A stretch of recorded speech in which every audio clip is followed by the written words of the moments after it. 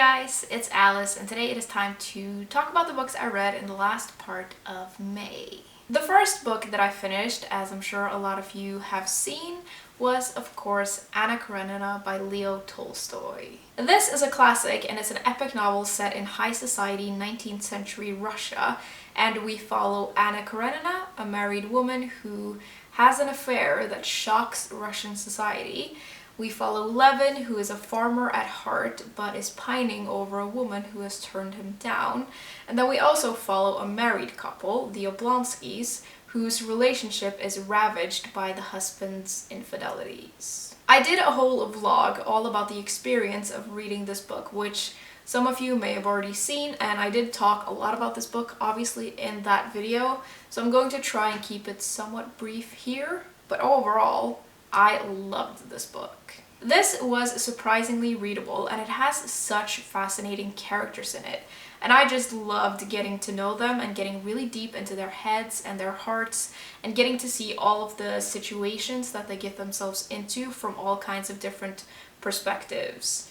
You get to go on an emotional journey with these people and it's hard not to get totally caught up in it. I really enjoyed the writing in this. I found the descriptions of the characters and the setting to be incredibly vivid, and I especially loved all of the descriptions of nature. I thought that was really beautiful and romantic. There are some parts in this book that are kind of slow, but I do feel like that's kind of to be expected with a novel of this size. It's an incredibly epic novel filled with contrast and all of these incredibly fascinating characters, and I'd highly recommend this to anyone who thinks they might enjoy it, and I gave it a 5 out of 5 stars. Secondly, I read My Brief History by Stephen Hawking. This is an autobiography and it takes a look at the life of Stephen Hawking by the man himself. This book was somewhat interesting. It is, as it says in the title, brief, and I don't really know what I expected from this. But I just expected there to be more in it. Not necessarily more pages, but just more information and deeper insight into this man's life. It keeps everything on a very basic level, both when it comes to his personal life and his work life. And I just feel like it didn't really offer up anything that I didn't already know. It feels to me like this was written by someone who has zero interest in talking about himself, so I'm a little curious as to why it was written at all.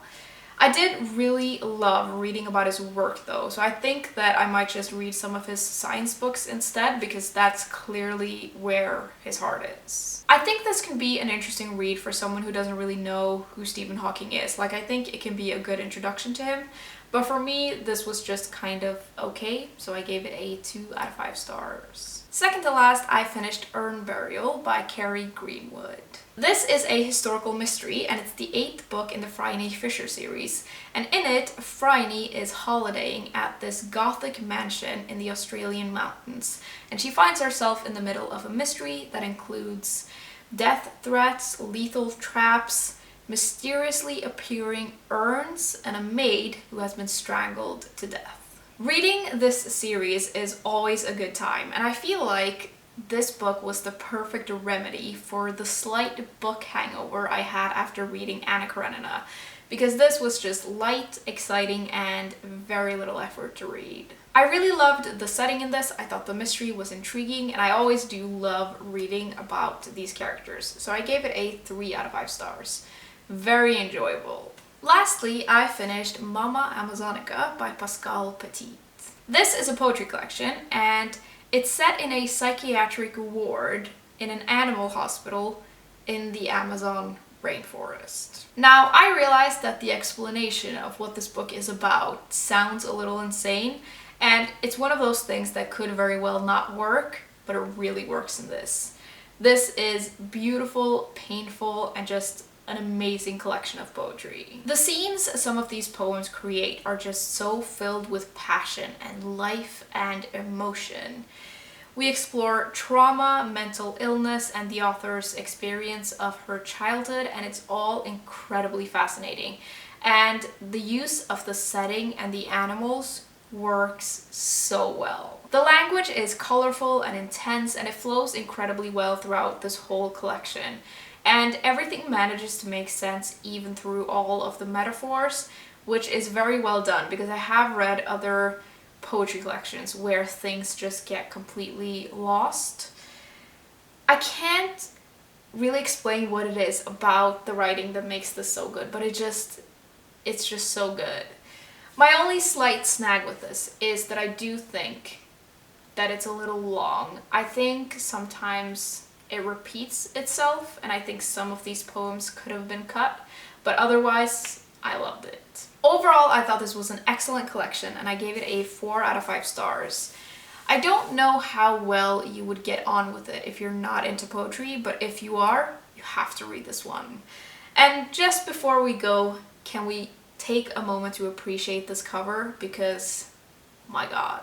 Now onto my current reads. I'm currently reading one book, and it is The Last by Hannah Jameson. And this is a murder mystery set during the apocalypse. And so far this is pretty good. I am not that far into it, only a little bit, so we'll see how it turns out. Okay guys, those were all the books that I had to talk about today. Let me know what you guys have been reading lately, and I will see you soon. Bye!